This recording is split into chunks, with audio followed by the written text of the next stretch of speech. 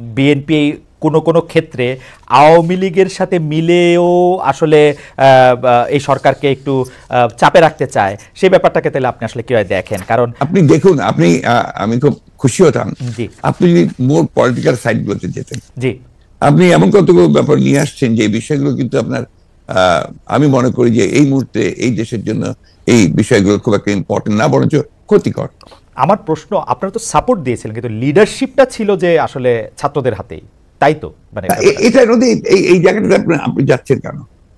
আমরা তো লিডারশিপ এখানকার লিডারশিপটা আমরা ক্লেম করিনি।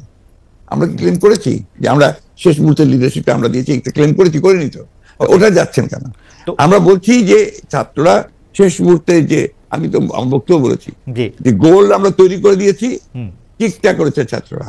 ওকে, সেটা বারবার বলেছি যে এটা মাঠের মধ্যে বল তৈরি করে দিয়ে গোলের সামনে নিয়ে এসেছি আমরা, তারা কিক করেছে, সেভাবে ফ্যাসিলিটি গেছে।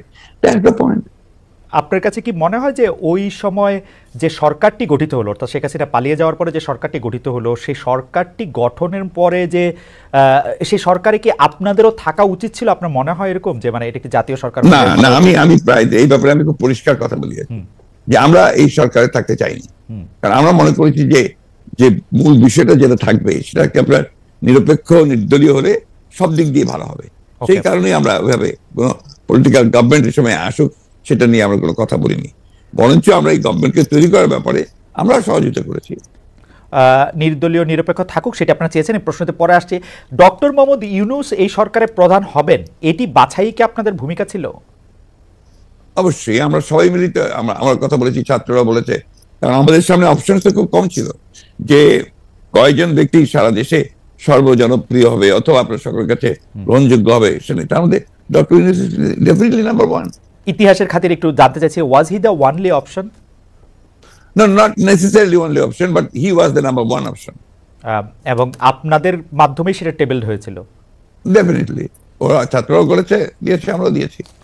ওকে, এখন যখন ব্যাপারটা এরকম দাঁড়ায় যে অনেক ক্ষেত্রে আপনি শুনেন যে সরকারের পক্ষ থেকে বিএনপির অনেক সমালোচনা করা হয় এবং কেউ কেউ এরকম বলতে চেষ্টা করেন যে বিএনপি কোনো কোনো ক্ষেত্রে আওয়ামী লীগের সাথে মিলেও আসলে এই সরকারকে একটু চাপে রাখতে চায়, সেই ব্যাপারটাকে তাহলে আপনি আসলে কিভাবে দেখেন? কারণ আপনি দেখুন, আমি খুব খুশি হতাম আপনি যদি মোর পলিটিক্যাল সাইডগুলোতে যেতেন। জি, আপনি এমন কতগুলো ব্যাপার নিয়ে আসছেন যে বিষয়গুলো কিন্তু আপনার আমি মনে করি যে এই মুহূর্তে এই দেশের জন্য এই বিষয়গুলো খুব একটা ইম্পর্টেন্ট না, বরঞ্চ ক্ষতিকর। ওকে, আমি খুব কিছু ক্যাটেগরিক্যালি বলতে চাই আপনাকে যে এখন আমাদের সামনে যে বিষয়টা সবচেয়ে বড় প্রয়োজন সেটা হচ্ছে যে একদম পিসফুল ট্রানজিশন টু ডেমোক্রেসি। এটা হচ্ছে সবচেয়ে বড় প্রয়োজন।